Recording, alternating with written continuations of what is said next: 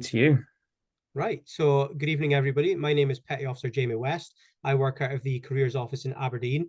And tonight I'm basically just going to be telling you a little bit about the Navy. Probably a lot of you already know some of this stuff as it happens, but there's some really good information about, the sort of careers that we have, the benefits of joining the Navy, all that sort of stuff. So, as we're running a little bit late, I won't, dig in too much to my personal background, but essentially I joined in 2007 as a weapons engineer. Did that for about 7 years, had a few ships, and now I do recruitment full time. So I'm going to start off with, why we have the Royal Navy in the first place. So 95% of our, stuff that we get in to the UK, as in, for our economy, comes in by sea. So whether that's your Xbox, your TV, the clothes you're wearing, whatever, it's the Royal Navy's role to basically protect those trade lines, which obviously, boosts our economy and allows us to not only buy stuff in, but sell stuff as well. So one of our main priorities is in preventing conflict. So although our warships are, riddled with weapon systems and radars and things like that, our main, priority is to de-escalate any sort of, issues that arise. The last thing we want to be doing is firing weapons. So whenever we can sort it that way, that's the way we want to do it. One of our sort of big things that we get involved with is humanitarian aid. Right now, as we speak, we've sent a couple of warships over to Gaza to try and take out as many civilians as we can away from the sort of dangers that are happening at the moment with all the bombing and everything like that. We also help out countries and islands and things that have been hit by disasters such as tsunamis, hurricanes, that sort of thing, by providing first aid, supplies, food, even building temporary housing if we can. And quite often we will use our ships as platforms to build international partnerships and relations. And sometimes when countries haven't got anywhere safe to have meetings, to do peace talks and things like that, we can use our ships for those sort of platforms as well. There's a short video about the Royal Navy. On an average day around the world, the Royal Navy has up to 8,000 sailors and Marines and as many as 40 ships, submarines and aircraft either deployed or preparing to deploy. Whether it's in the Arabian Gulf, North Sea, Afghanistan or the icy waters of the South Atlantic, your Royal Navy is out there doing what is asked of it, and at times much, much more, active and fully engaged around the world.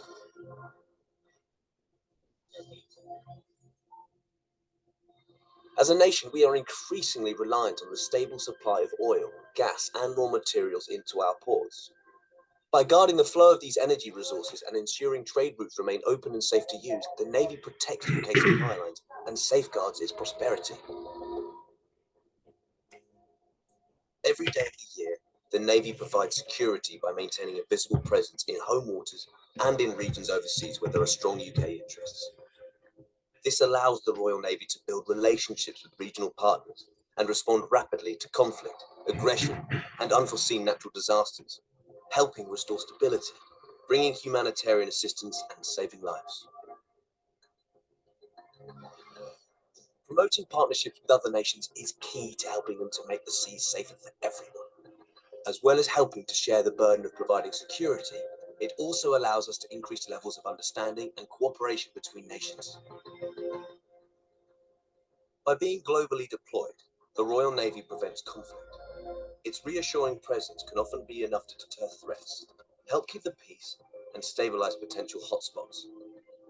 And being globally deployed also allows the Navy to respond swiftly to unforeseen events as and when they emerge. This is why the Navy is always ready to fight and win in combat, at sea, on land, or in the air.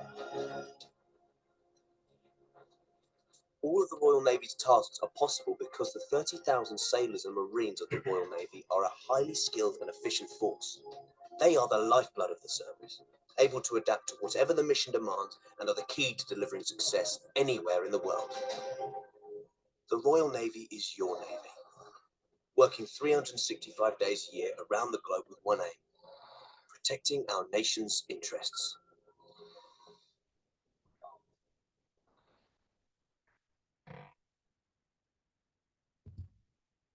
Right, here's a little video on Lewis's story.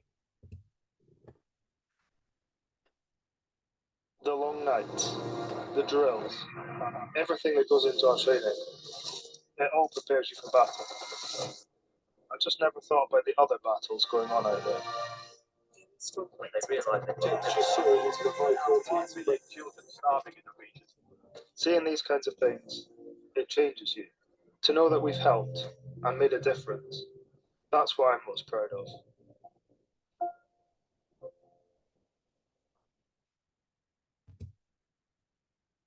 Right, so what does the Royal Navy do? So we're deployed, as the video said there, 365 days a year all over the world, really, whether that's, you know, in Europe, whether it's at the Far East or the Middle East, Asia, or, you know, down near the Falkland Islands and round about that area. We're always up to something. We're always, you know, protecting the UK and its interests, whether that's on the surface or under the water. And we're, you know, getting involved with a number of sort of operations. So yeah, we're in the Caribbean. We've got Atlantic Patrol tasking, which, you know, we're basically looking after our sort of territories, providing humanitarian aid, as I mentioned earlier, and also doing anti-drug operations as well, which is a really common thing to get involved with in that area. As I mentioned, we go over to the Middle East, and we've got a combined task force of about 150, which operates in the area and spans over 2 million square miles. This is basically, you know, for counter-terrorism operations, to prevent piracy and, you know, just basically any sort of wrongdoing that we sort of come across or get tasked to get involved with. You know, the Navy's there to sort of assist with that. Antarctica. So the main difference with this ship compared to the other ships, as you might notice there, is that it's white and red as opposed to Pusser's Grey, as we call it. And that's because this isn't technically a warship. This ship is used for basically sort of going around Antarctica and mapping the oceans and sort of keeping an eye on what's going on in the area, looking at wildlife and everything like that. So yeah, they're 330 days a year, you know, basically sort of mapping out areas which are safe routes for submarines and you know, keeping an eye on the environment and things.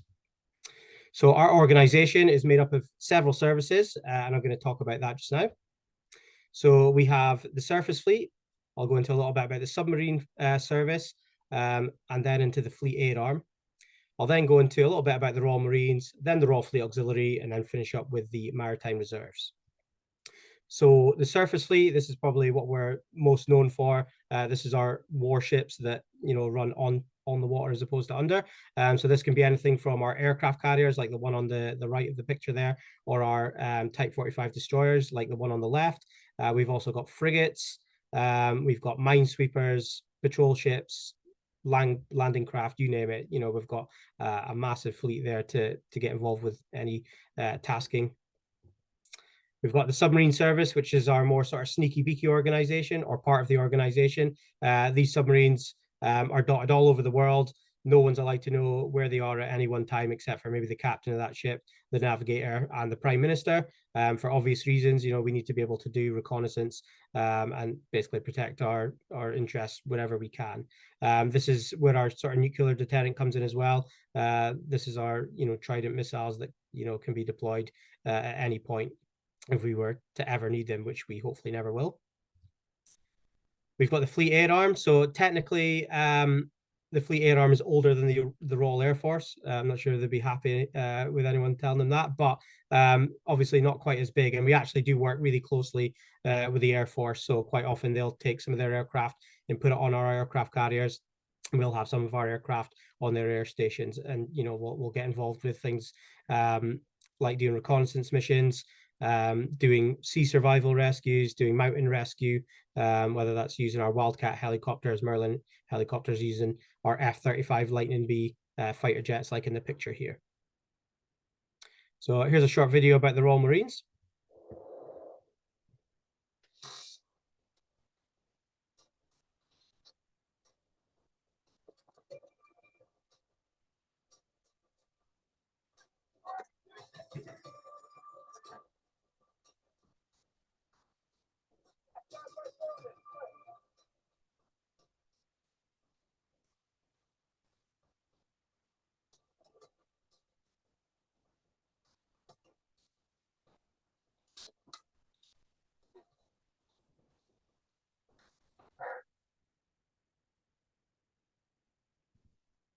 So yeah, as you can see by that video there, there's a lot going on with the Royal Marines. They're getting involved with a load of different stuff.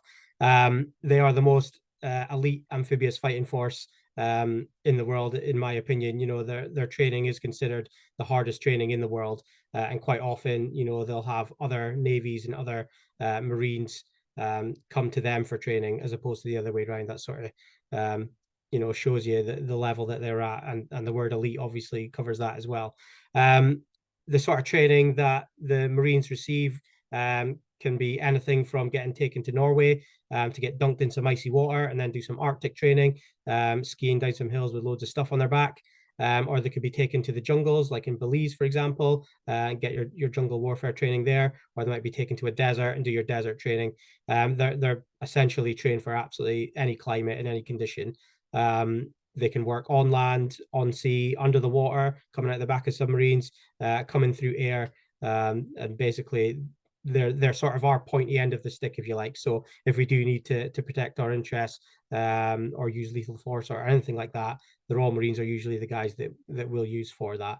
And they'll quite often do a lot of operations alongside us, getting involved with anti-terrorist operations, anti-piracy operations, you know, anything sort of dangerous out at sea. That's what these guys are trained for. The Royal Fleet Auxiliary, although we recruit for the Royal Fleet Auxiliary, they're technically the civilian side of the Royal Navy. So there's as many jobs within the Royal Fleet Auxiliary as there is in the Navy, because we still need engineers and chefs and everything like that. But their main role is to give us logistic support when we're out at sea. So if we can't get alongside somewhere to fuel up or to get, you know, more food or any parts that we've ordered, the Royal Fleet Auxiliary will do what we call a replenishment at sea, which is what's happening in this picture here. You'll see that black hose running between the two ships. That's actually a fuel line. So they're fueling up out at sea in that picture. So that's what they're there for, basically. They are civilian, so they don't come under the same sort of rules as the Navy with some stuff. Medicals, for example, it's more in line with what you'd expect if you were to go into the oil industry, where you do your own medical and then, you know, get all your tickets sorted and then join the Royal Fleet Auxiliary. Whereas with the Navy, we'll do all our medicals and fitness tests and things like that as part of our selection process.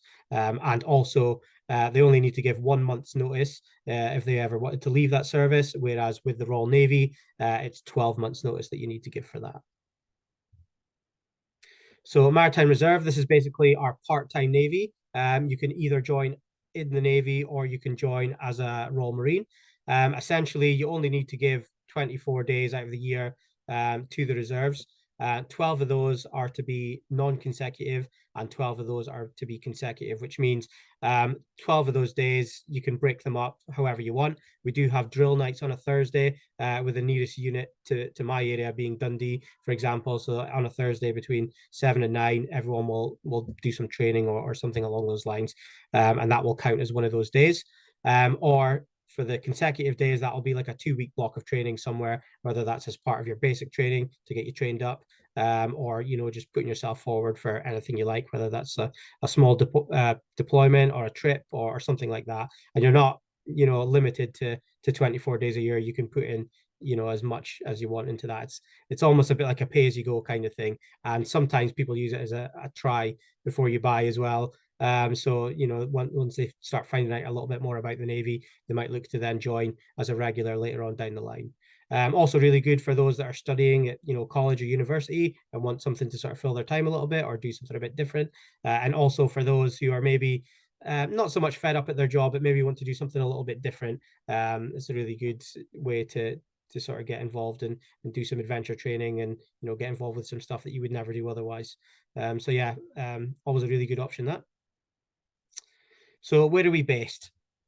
I'm not going to go through everything here that's on the list, but as you can see there, we've got 3 main naval bases there. One up in Helensburgh, just outside Glasgow, which is where our nuclear deterrent is kept, in a place called Faslane, or HM Naval Base Clyde. And that's where all of our submarines are kept as well. Down in Portsmouth, which is our main naval base, that's where our aircraft carriers are. And that's also where we have frigates and destroyers and some of our smaller vessels. And over at HM Naval Base Devonport, that's where we have more frigates and destroyers, but also that's where we do any of our pre-deployment training as well. So if we know we're going to be deployed somewhere, you know, we'll train the ship or the ship's company up for that deployment. We'll also do a bit of war training. If there's any systems that are new to the ship, we need to sort of trial them out. That's where we'll do all that kind of stuff. We've got training establishments dotted all over the country as well. We also have air stations in Caldros and Yeovilton, which is just outside Bristol. Royal Marines barracks, again, dotted up and down all over the place. We've got various units as part of the Royal Marines, such as 40 Commando, 42 Commando, 45 Commando. And, you know, you could essentially be placed anywhere as a Royal Marines Commando. And as I mentioned, the reserves, you know, are dotted all up and down the country. And, you know, that they're open at least once a week for anybody who's interested in doing that part-time. So our branches, yeah. So like departments in a business, the branches determine what kind of work you're going to do in the Royal Navy. So starting off with engineering, as I mentioned already, I was a weapon engineer by trade. So my role was basically to look after all the small arms, such as miniguns, rifles, pistols, those sort of things, and all the missile launchers, torpedo launchers, as well as all the systems that go along with them, like radars and sonars and things like that.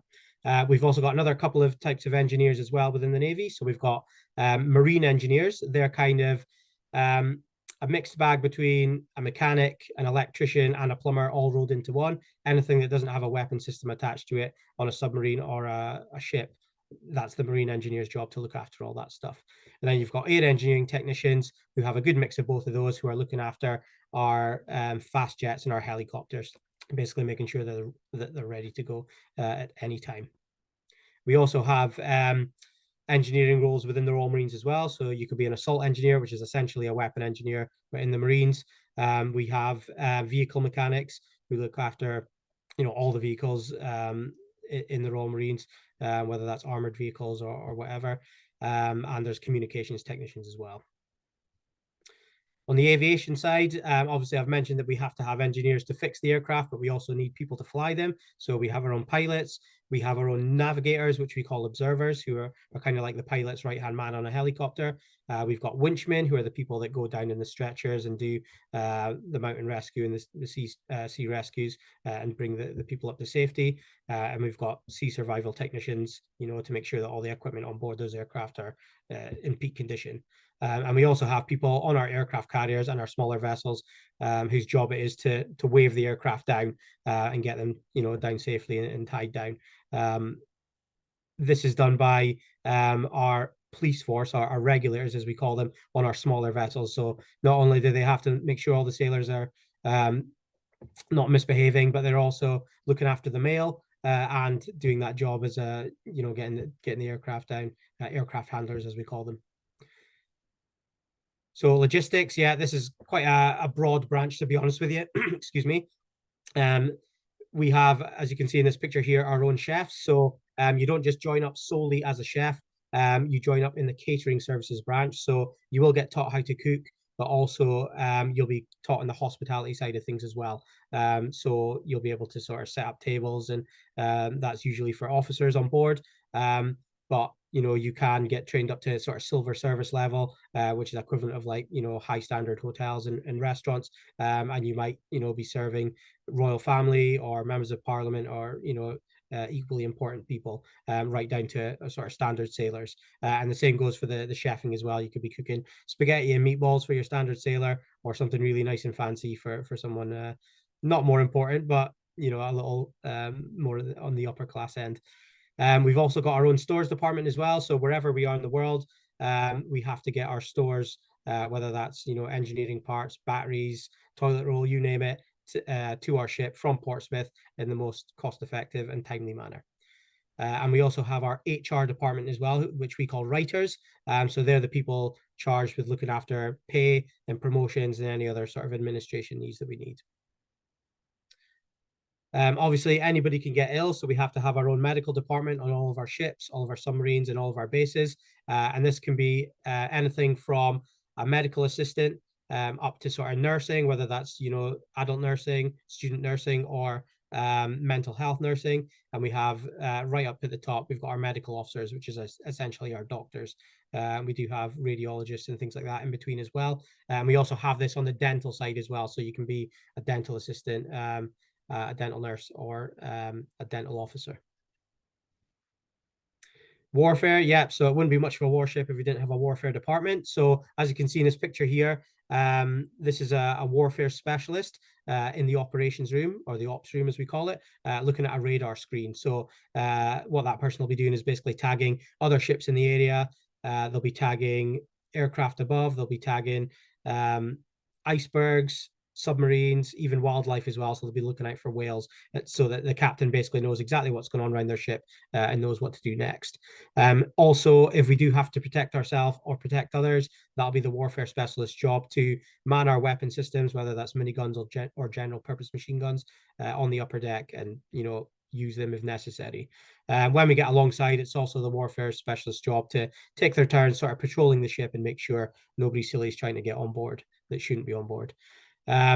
We also have seaman specialists on there as well. They're more charged with the upkeep of the ship, so doing things like derusting, painting the ship, looking after the cables, looking after the anchor. They are also in charge of looking after our speedboats that we use for anti-terrorists or anti-piracy operations.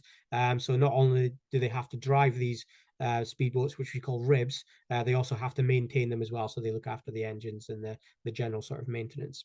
And as I mentioned already, we do have our own regulators, aka police, who are charged with making sure all of our sailors and soldiers are behaving themselves. Royal Marine Band Service, yep. So as you can see in the picture here, if you do happen to play an instrument at level 5 and above, this might be the job for you. What happens is you do an audition with the Royal Marine Band Service with whatever instrument you're sort of trained in, and then they will audition you on a second instrument going by how your auditions went. They can get involved with little intimate sort of concerts, right up to some really massive concerts for maybe the royal family, or play alongside musicians and celebrities as well. So I think a few years ago they played with Ed Sheeran, for example, and they're really, really highly respected. They're one of the most famous band services in the world. But they also have a side job as well, as they are part of the Royal Marines. They will quite often deploy with the Marines and be things like stretcher bearers. And if the very worst comes to the worst and someone unfortunately or there is a fatality, that'll be their job to get involved with playing music at the ceremony and things like that. So there's some really good parts to that job, and also some sad parts as well. So our people, yeah, this is obviously the backbone of the Royal Navy and the Royal Navy's greatest asset. So here's Melanie's story. Right then, that's the interview over with. Let me show you around. This is where the action happens. Great thing about this job, every day is different. So a new piece of kit, it's good enough.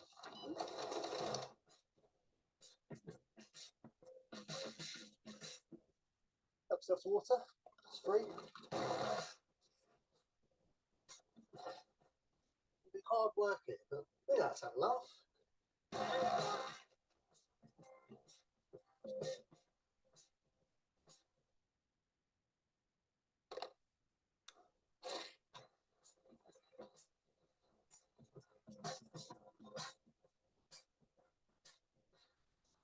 Very good. When can you start?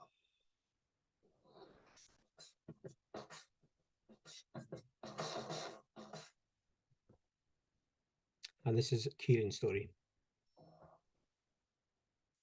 I started out in Teesside, but where I went next is classified.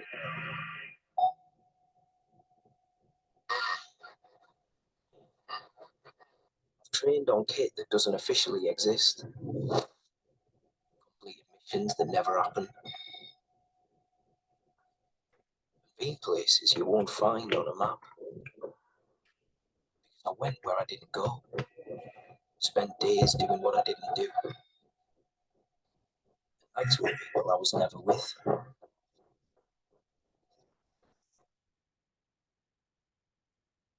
I've come a long way for someone who's never officially been anywhere. I was born in Teesside. That's about as much as I can tell you.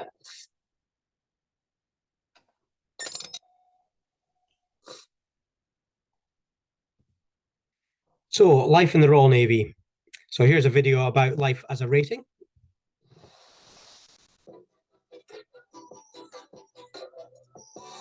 Being in the Navy, you get to see the world, you meet new people every other day. You're not stuck in the same office, same job, 9 to 5. It's going to be different every single day. You're going to work with people every day and getting paid to do it at the same time. You get the feel that the person teaching you it really has been there, got a feel for what they're doing. And when you're being taught that, it transfers across in the classroom and it seems to sink in a bit easier, knowing the source you're getting it from is someone who has experienced everything to do with the course. It's different in the way that it helps you see the reality of life, gets you ready to be out in the fleet. And you learn firsthand assisting people in fixing the most up-to-date equipment the Navy has to offer. If you listen to more senior people, you can't really go wrong. In terms of learning on the job, I am really excited to do it because we're basically moving from a classroom setting to dealing with real people and real life situations. It will basically test your skills and your knowledge and your competence to see that if you're actually good for the job. I forget like we are on an apprenticeship, to be honest. To me, it just feels like a job. We're just training, and when we're done, that's it. We carry on with our job. There's so many things that you can work on and so many different areas that you can go into. And even if that's not your specialist area, you know, it's all one big team. I mean, I'm predominantly an electronics engineer and work on radars and things like that, but I've been involved in engine changes and filling out massive bits of metal, you know, and it's just great fun. It's something that you'll never experience anywhere else. That's what makes the Navy so good, really, because you never really know what you're going to be coming up against. You never know who's going to be there, where they're from, what their story is. Just all mix in and help each other out and come out the other side.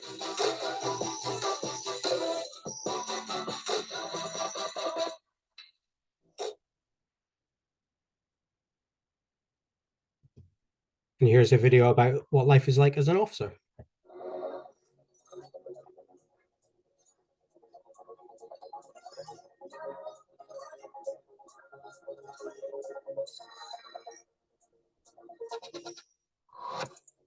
The officer route's always been the one that I've been interested in because leadership's one of those things that all the jobs I've done in the past have always kind of fallen into a position where you're in charge, you're kind of making the decisions. And I kind of like that aspect. I want to have responsibility. One of the big things about being a naval officer is the amount of people you lead. I've got a lot of friends in civilian street and engineering, and they only maybe have a department of maybe 2 or 3 people. My department at the moment is about around 50, so it's actually having great communication skills with other people. I think it's a really exciting job to be able to develop other people. You could have a job working out in Bahrain, UK MCC, or you could just go from ship to ship. There's obviously jobs where you can be based on Portsmouth or Devonport or Faslane at the bases. You could work at Whale Island in naval headquarters. There's loads of options, but ultimately, if you want to go down the command route, you need to be on ships as much as possible. You need to understand exactly how they work. A lot of the benefits you get from having all of these different life experiences is that you learn how to work with people.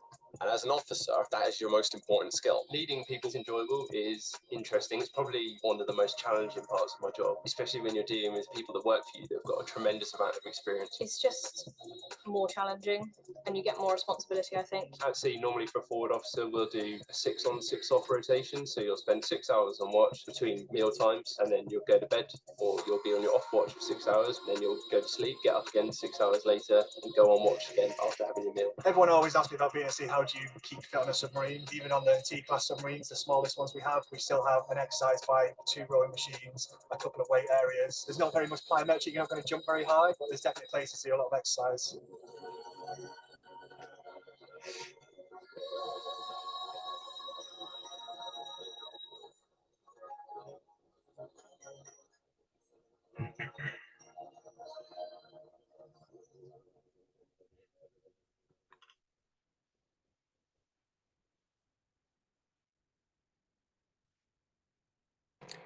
So diversity, yeah. So I mean, I won't delve into it too much, but essentially, you know, it's a really important subject in the Royal Navy, and it's all about knowing that you could be potentially working with people from different countries, different backgrounds, different religions, and just knowing that everybody brings something to the table, including yourself. So here's a short video about Raj's story.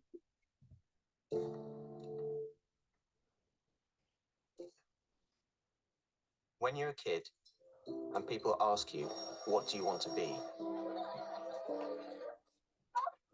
They usually mean when you grow up. But I didn't know what I wanted to be from the start.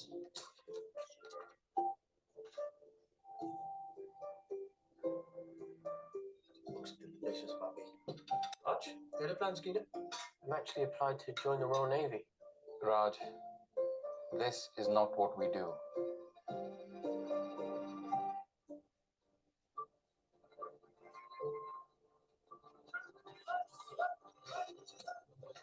In the end, finding out where I belonged helped me discover where I came from. I was born in West London, but I was made in the Royal Navy.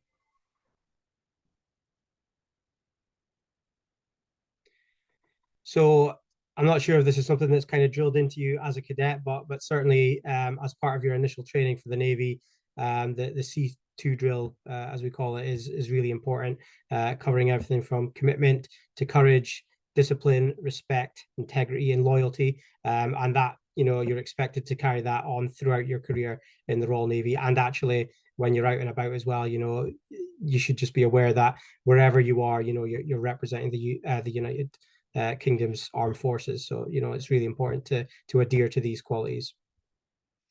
So what sort of opportunities do we have in the Royal Navy? So you get to travel the world. That's quite an obvious one. You've seen on the videos and everything I've talked about so far that we go absolutely everywhere. So you do get to see all these places as well. It's not all just work, work, work. My last trip I was in places like Miami, New York, Chile, Cape Verde, down the Falkland Islands, and I got to get around it and actually see these places and do a bit of sightseeing. Some of the places are not what you would want to maybe tick off your bucket list, but there's certainly a lot of good places as well. Mates for life, yeah, 100%.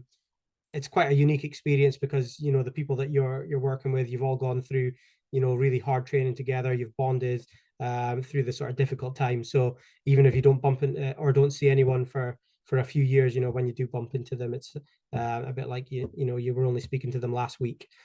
Everybody in the armed forces gets free medical and dental care regardless, which is also really important. All the training you're getting is world-class training, everything from weapon handling training right up to engineering, looking after aircraft, you name it, you're all getting really good training for that. But also you're gaining civilian accredited qualifications all the way through your time in the Navy as well, which means that you could use these qualifications once you leave the service, whatever route you go down. There's also a pot of money set aside that everybody can use called learner credits. The longer you stay in the Navy, the bigger this pot of money is, and you can use that for whatever you want. One of my friends, for example, used it to put towards his open learning university. I used mine for driving lessons. You can use it for whatever you want. We don't pay into our pension. Probably for most of you, you're not even thinking about pensions at your age at the moment, but trust me, it is something really important. And the fact that you don't have to take money out of your wage to contribute to money that you're going to get when you retire is actually, a really big bonus. Defense discounts, that's probably my favorite thing about the Navy, 20% off at Nando's. You do get some great opportunities to buy cars for a little bit cheaper, clothes for a little bit cheaper. There's housing schemes through the Navy as well. You're actually looked after really well. Further education, I mean, this kind of goes hand in hand with the world-class training you're getting. And I've obviously mentioned that you can use your learner credits for whatever you want, but just naturally as you start progressing through the ranks, there are qualifications that you're going to get as well. Sporting opportunities, any sport you're into at all, whether that's football, rugby, ballet, esports, even, you name it, you can find a team for it. You can represent your ship, you can represent your submarine or your base, and you can actually represent the Navy itself if you're particularly good. And if you're exceptionally good, you can actually be taken away for your job and maybe, play in the Olympics, for example, and represent the UK, which is not unheard of. And that also comes along with qualifications a lot of times as well. So, for example, I am a level 2 towards becoming a skiing instructor. No interest in becoming an instructor, but I want to go down to Bavaria to do a bit of skiing. And that's just, part of it. You just end up with qualifications, whatever you end up doing in the Navy. So if you do wish to apply online, feel free to take a picture of this. But to be honest with you, if you just go and type in Royal Navy into Google or something along those lines, you should be able to find our website pretty easy. And on that website, there's loads of good information on there. That's where you also apply as well. So the first thing you'll do if you do apply is the Defence Aptitude Assessment. I don't want to go too deep into it because it's not the most exciting subject in the world, but essentially you have to pass a test that's got a bit of maths. English, mechanical comprehension, electrical comprehension, reasoning, and it also takes into account your work rate, as in how long you're taking to answer those questions as well. Once you've passed that, we will then do a video call interview with you. We'll look into your family background, your home background, what your hobbies and interests are, how school was for you, if you've had any work at all, how you got on with that, why you've chosen to do that job, if you left, why, that sort of thing. Spare time activities, extracurricular stuff, football, rugby, whatever, and also why you want to join the Royal Navy and why in particular you've chosen the job that you want to do. Everybody who joins the Navy has to pass a medical. There are certain things that are a bar to entry, but there is a really good list of medical. No, I don't want to say it's kind of. Basically, nothing's off the table, if you like. So we're aware that everybody has different sort of medical things going on, whether you're on the spectrum for autism or ADHD or you've broken a bone or anything like that. That doesn't bar you from applying for the Royal Navy. What it does mean though is you will have to go into this medical stage, and our medical team will look at you, have a look at your medical history, ensure that everything's okay and you're not going to have any issues or potential issues in training, and hopefully give you the tick in the box to move on with the rest of the process. The pre-joining fitness test at the moment is a 2.4 kilometer run. As you can see there, your age group is likely to be in the 16 to 24 range. So you need to be able to pass, although it says 11 minutes and 9 seconds on here, the run is 12 minutes and 16 seconds. It won't drop down to 11 minutes and 9 seconds until you've actually joined the Navy itself. That's when it sort of reduces down. And for females, although it says 30 minutes and 10 seconds here, again, that's actually when you get into the Navy, you've actually got 14 minutes and 29 seconds to do a mile and a half. Next year, they're sort of looking at changing it to a more strength-based fitness test, which actually makes more sense because we don't really need to be running around our ships that much.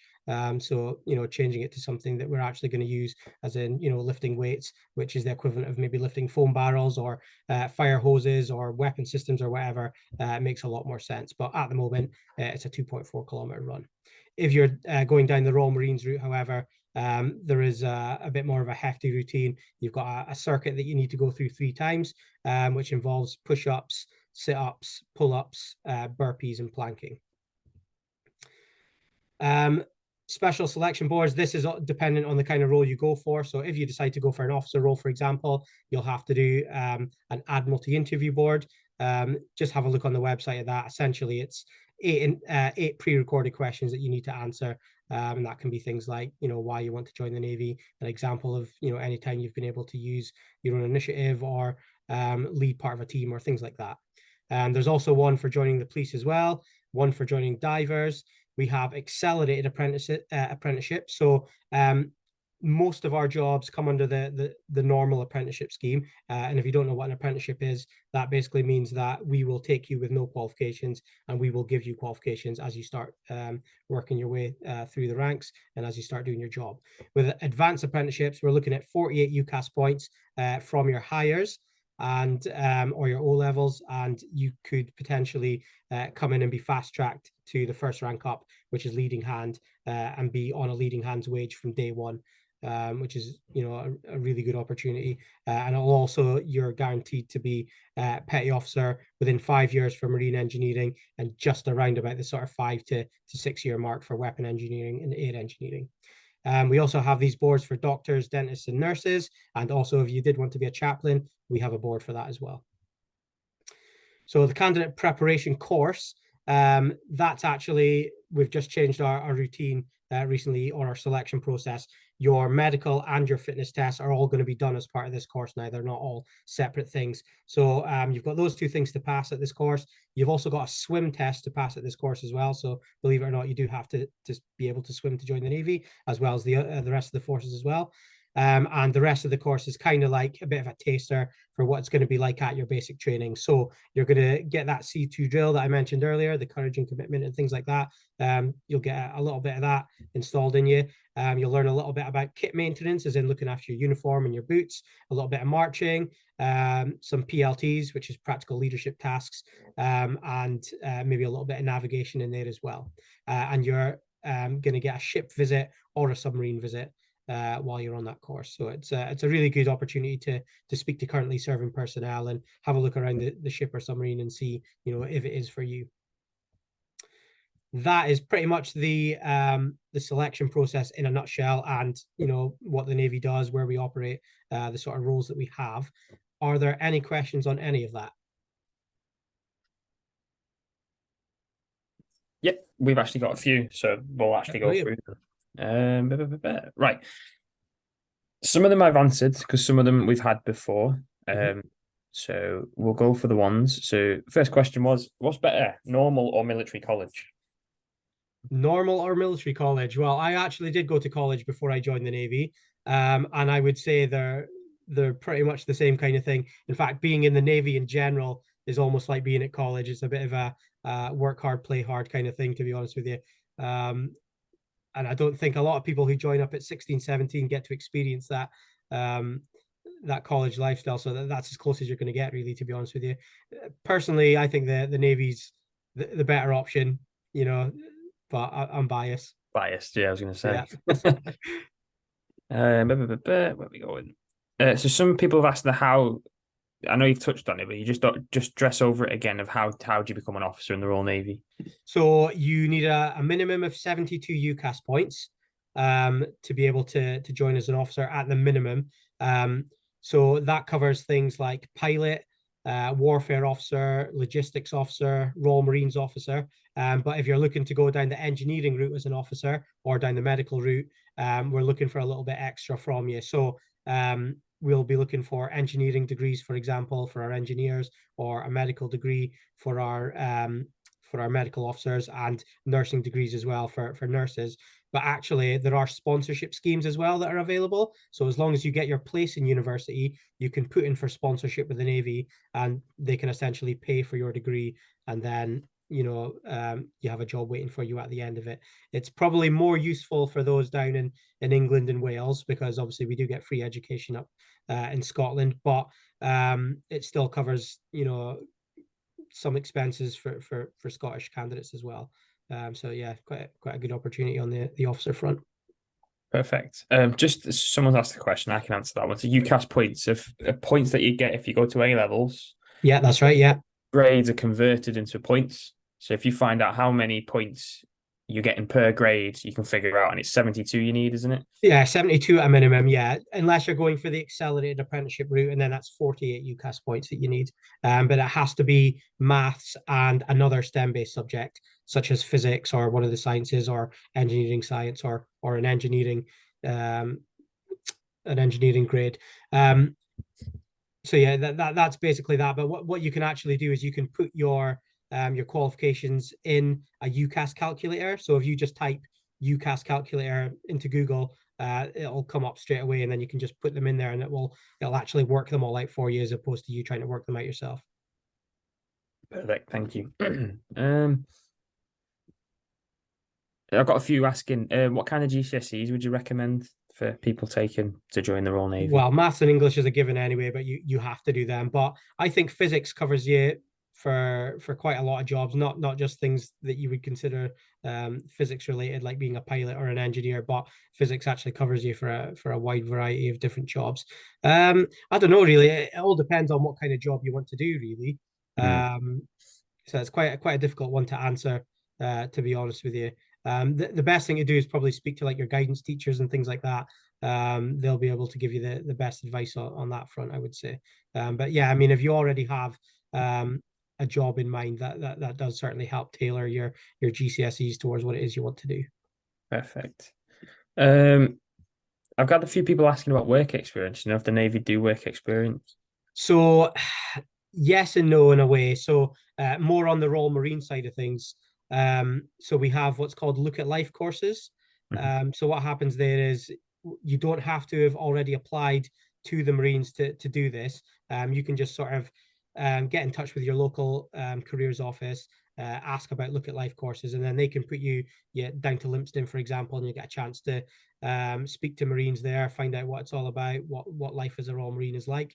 We do have a Look at Life, or we did have Look at Life courses for the Royal Navy. I think they're on pause at the moment, but you have to be already in the application process for those sort of things, unfortunately. So there's not really Look at Life. There's all sorts of health and safety and all sorts of things in the background as to why we don't do them. But when you've applied, it's a lot easier to do these sort of things and get indemnity forms signed and stuff like that. So unfortunately, you do have to have applied for the Navy to do that. That's fine. Do you know how long the training is for becoming an officer? For an officer, you're looking at 3 terms. So your training is basically split into 3. It's split up into militarization, which is exactly the same as ratings as well, which is all about the marching, learning drill, navigation, kit maintenance, getting shouted at a little bit just to see how you get on with a bit of pressure, all that good stuff. And you've got the marinization side of it, which is where you'll do sea survival skills. You'll do first aid. Everybody's a trained firefighter, and everybody is trained in damage control as well, which is basically to stop floods and leaks and things like that. And then for the officers, you've also got the leadership side of things as well, where you start finding out how to do a bit of man management, doing leadership tasks, learning about looking after your division, because it's not just about people doing their job correctly, but also looking after them in terms of any struggles they might be having at home and things like that as well. So it's a lofty bit of training as an officer, but it's that long for a reason. It's worth it. I've had quite a few questions about the Royal Marines band service. So what do you need to join? So people are asking, they know it's grade 5. Yeah. Is it grade 5 in 2 instruments for one? No, grade 5 in 1 instrument. So they'll basically audition you on the 1 instrument that you can play, and then they'll also then audition you for a 2nd instrument. I'm not entirely sure what factors are in there, as to what instrument you end up auditioning for the 2nd one, but I think it's to do with how you sort of come across, or how what your skill set is, in a wind instrument or a string instrument or whatever. And actually singing can be in there as well. It doesn't necessarily have to be an instrument. Yeah, we had quite a few questions on that asking, can people sing in there? Yeah, they can, yeah. So that's a good one. Where are we? So band service. There's a lot on the band service actually. Band service. Range of instruments. I mean, it's pretty yeah, low. I mean, for those that are asking the question, probably know more about instruments than what I know. But I mean, yeah, you can certainly be involved with wind instruments, string instruments, drums. I've obviously mentioned singing as well. And it doesn't have to be the instruments that are played in the band. They basically have to just know that you have the aptitude for it, and then they will train you to play the relevant instruments, if that makes sense. Yeah. I've had quite surprising. Some people have been asking about starting a family. What's that like for the Royal Navy? Because some of them are asking. This must be a female side of questions. There's certainly help there for those that wish to start a family while they're in the Royal Navy, and obviously, as with any job, it does happen. We've all got families eventually, for the most part. It can be a little bit difficult, especially if you go on deployments and you're maybe not going to see your family for somewhere between sort of 6 and 9 months potentially. But there is, support there, whether that's through the divisional system that I mentioned earlier that the officers get trained in. And that's not just for officers. That divisional system goes right down to the very bottom level. So everybody's looked after, and everyone at the top as well. There are charities that can help support families while you're away, and just to make sure they're looked after. There's a sort of a community, if you like, for families to sort of contact each other and speak to each other. Letters get sent home frequently while you're on deployment by the captain to your spouse, just sort of updating you on what they're doing. There's absolutely loads of stuff that's available there for those that wish to start a family. There are also housing schemes that we can set up so that you've got cheaper housing available through the military and things like that as well. Perfect. last serious one, and then we'll go on to some fun ones. There's what A levels are looked highly upon in the Navy. Again, it is completely dependent on what you want to do, but you could come in with absolutely nothing and still end up with a really good job and gain a lot of good qualifications. So although, A levels and hires are ideal, they're not the be all and end all. The Navy covers, all backgrounds and all education standards. So it is obviously highly thought of and it does cover a lot of things. The more you've got, the more we can offer you, basically. But that doesn't mean to say that if you've not done too well at school that that's not going to be or you're not going to achieve the same sort of thing, if that makes sense. Yeah. There we go. So what do you enjoy most about being in the Navy? The travel was probably one of the best things for me. Growing up, I did go to a few places abroad, but really I was quite limited. I was kind of stuck up in, northeast of Scotland. So for me, getting to visit America and visit all over Europe and go down, near Antarctica, South Georgia, and, run around with penguins and get chased by walruses and things like that. That's all really good stuff for me that I'll never get to do again, So for me, that's probably the best part of the Navy. Amazing. What made you decide that you want to be in the Navy? So my whole family is actually ex-Navy, essentially. My dad, my uncles, my granddad was in the Army. The other one was in the RAF. Cousins were in the Army, other cousins in the Navy. I almost tried to steer away from it, to be honest with you. So I ended up going to college, as I mentioned earlier. Did computing for a few years, got my HND, decided that I didn't really want to do that for a living, but there was some things out of that I did want to do. So I ended up somehow coming back to the Royal Navy website anyway, and there was a lot of good stuff for weapon engineers that covered that computing side of things, as well as the fact I got to tinker with missile systems and torpedo systems and things like that. So that really piqued my interest. So that's what basically made me join. And once I was in, I could see how proud it made my family, and especially my dad, who was ex-Navy himself. So for me, that's what it was for me, sort of the more about the kind of job that I wanted to do, as opposed to serving your country or something like that. Yeah. And then another one, where is it? There it is. What is the most highly paid job in the Navy? I suppose you can't really tell us, but well, probably First Sea Lord, I would say. Yeah. Yeah. It's definitely going to be the highest one there. Yeah, I mean, if you're in constant talks with the Prime Minister about what to do with your Navy, you're going to be getting a good wage. Yeah. What's the perks or pros and cons of being on a submarine compared to being on like a destroyer or a frigate? I think there's a little bit less travel involved as a submariner. Well, not less travel, but you can't really tell your friends and family about it. That's the sort of main difference there. It's a very sneaky beaky organization, as I mentioned earlier. So you will get to travel still. So that is really good. But like you can't really tell anyone. So that would be the negative for me. But the perk of that is they make up for it because they actually pay you a bit more as a submariner than the equivalent rank on the surface fleet. So there is the financial incentive. Plus there's a few extra pros as well. So for marine engineering, for example, as a marine engineer on a ship, you're going to get loads of good qualifications in looking after diesel generators, props, ballasts, lighting, refrigeration, sewage treatment plants, all that sort of stuff. But as a submariner, you could actually get a nuclear qualification on top of that as well, which is really good if you want to work in a power station or something like that, and get a sort of higher paid job if you like. So there's pros and cons to every job, to be honest with you. Being stuck underwater, I wouldn't say it's not good for those who are maybe a bit claustrophobic and things, but actually the submarines are just as big, if not bigger sometimes than a lot of our ships. So I think people think it's a bit like being in a sardine can and you're hot bunking, which means you're sharing a bed with the person who's opposite you on shifts and things like that. It's not like that anymore. And actually the lighting, they do have it, so you're still getting that night and day sort of experience as well. So I think being a submariner, things have come along a long way since diesel powered submarines. It's all caught up now, with not only the technology but the comfort, living a better lifestyle. Perfect. Right. I'm aware there's many questions, but we'll have to call it time because we'll be here all night. Yeah, no worries, Will.